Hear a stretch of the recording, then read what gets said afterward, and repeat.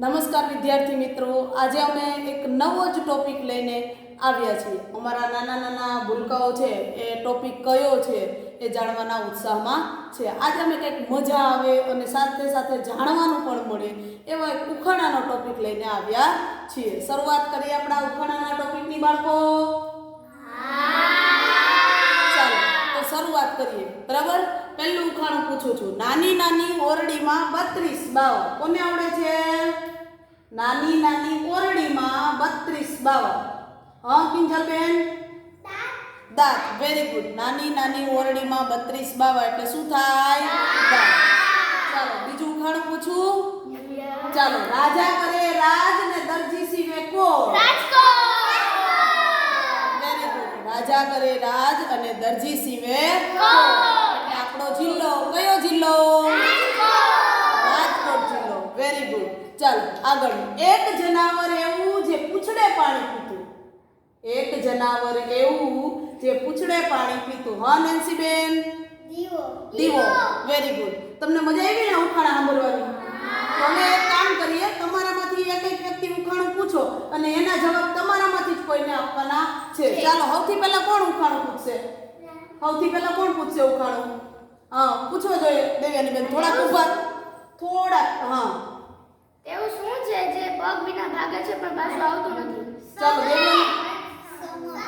સમય. દેવ્યાનીબેને એવું પૂછ્યું, એવું શું છે જે પગ વિના ભાગે છે અને પાછું ક્યારે આવતો નથી? તો એનો જવાબ શું થાય? સમય. સમય ક્યારેય પાછો આવતો નથી. અત્યારે તમારું બાળપણ હાલે છે, આ સમય પાછો ક્યારેય આવશે નહીં. ચાલો હવે નેક્સ્ટ કોણ પૂછશે ઉખાણું? હા રાજભાઈ પૂછો જોઈએ, થોડાક ઉપર થઈ જાઓ. એક વસ્તુ એવી જેને પાંખ નથી તોય પણ ઉડે છે. ચાલો, એવી કેવી વસ્તુ જેને પાંખ નથી છતાં પણ ઉડે છે? હા વીરભાઈ જવાબ આપો જોઈએ. પતંગ. પતંગને પાંખ છે પણ પતંગ ઉડે છે. ઉડે છે ને આકાશમાં?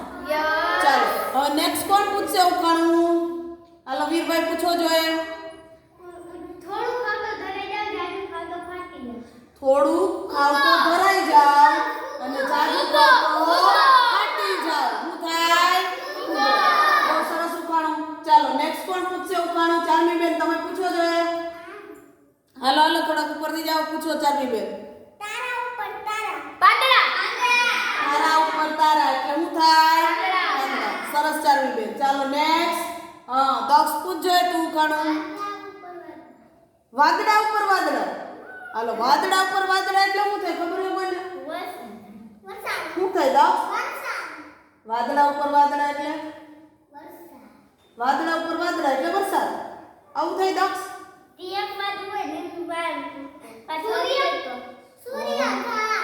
વાદળા ઉપર વાદળા સૂર્ય ન થાય. દક્ષભાઈ તમારે કઈ ભૂલ નથી થતી ને? વાદળા ઉપર વાદળા. ચાલો જે હોય તે. ચાલો નેક્સ્ટ કોણ પૂછશે ઉખાણું? હા તૃષાબેન પૂછો જોઈએ. પાણી પાસે જાય પણ ભીનું ના પડછાયો. પાણીમાં જાય પણ ભીનો થાય નહીં. આપણે પાણી પાસે જાય અથવા તો ઉપરથી વરસાદ આવતો હોય અને ઊભા રહીએ તો ભીના થઈ જાય. થઈ જાય ને? પડછાયો પણ તો પડછાયો ભીનો થાય નહીં. ચાલો નેક્સ્ટ ઉખાણું કોણ પૂછશે? હા પૂછો જોઈએ નેન્સીબેન. કાકા કાકા મેં કૂતરું દીઠું પૂર પાણીમાં રમતું દીઠું પાણી છે પણ જળતું નથી એ જનાવર મળતું નથી. જહાજ. આનો જવાબ કયો થશે? જહાજ. ચાલો હવે કોણ પૂછશે? કિંજલબેન તમે પૂછશો ઉખાણું? કઈ નહીં પૂછો? ચાલો તમે પૂછશો? નહીં પૂછો. હાલો ધાર્મીબેન તમે નહીં પૂછો? હા પૂછો એક જોઈએ. એવી ઓળી જેમાં 32 રહે છે. તો તમે જ પૂછી લીધું પહેલા જ. બરાબર. ચાલો રાજા જામે વસાવેલું નગર કયું નગર? જામનગર. ચાલો હવે આપણે થોડીક બીજી ચર્ચા કરીએ. ચાલો હવે તમારે ને મને એ કહેવાનું છે કે દિવસ દરમિયાન સવારથી ઉઠો ત્યારથી રાતે સૂવો ત્યાં સુધી તમને કઈ પ્રવૃત્તિ કરવી ગમે છે? ચાલો દેવ્યાનીબેન તમારાથી શરૂઆત કરીએ કે દિવસ આખો તમને કઈ પ્રવૃત્તિ સૌથી વધારે કરવી ગમે? યોગા. આખો દી યોગા કરવા ગમે? ના. તો મજા કરી ગમે. આખો દી રમવું ગાવું. ભણવું ગમતું? ભણવું નથી ગમતું? જરાય નહીં. થોડું ગમે.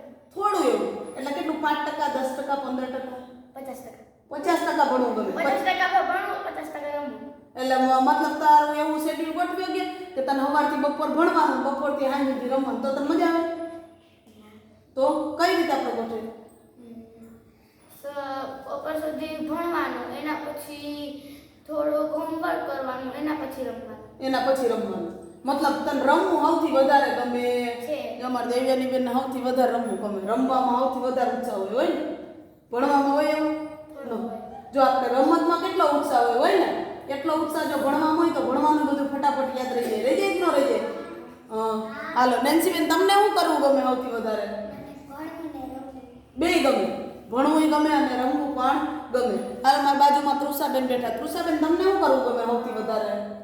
તમને ગમતું હોય જ કહેવાનું. બીજાએ કીધું એટલે આપણે રાતે યોગા કરવાની અને સવારે રમવાનું. સવારે રમવાનું, રાતે યોગા કરવાનું. બાકી ભણવાનું ગમે કે ન ગમે? ન ગમે. તૃષાબેનને ભણવાનું ગમતું જ નથી. આપણે યોગા ટીચર બનાવી દેવા. પણ યોગા ટીચર બનવા માટે આપણે ભણવું તો જરૂરી હો. એટલે જો મારી પાછળ ધાર્વીબેન છે. ધાર્વીબેન, તમે મોઢું દેખાડો હરખું. દેખાડો. હા, ધાર્વીબેન બોલો, તમને શું કરવું ગમે? યોગા છે. હા, તૃષાએ કીધું એટલે યોગા એમાં જોડાઈ ગઈ બેટી. તું તાર જાતે કહેજે તને ખરેખર શું કરવું ગમે? હાલો હાલો બોલો. રમવું ગમે. હાલો વીરભાઈને પૂછીએ. વીરભાઈ, તમને શું કરવું ગમે સૌથી વધારે? ડાન્સ કરવો. ડાન્સ કરવો બહુ ગમે કે નહીં?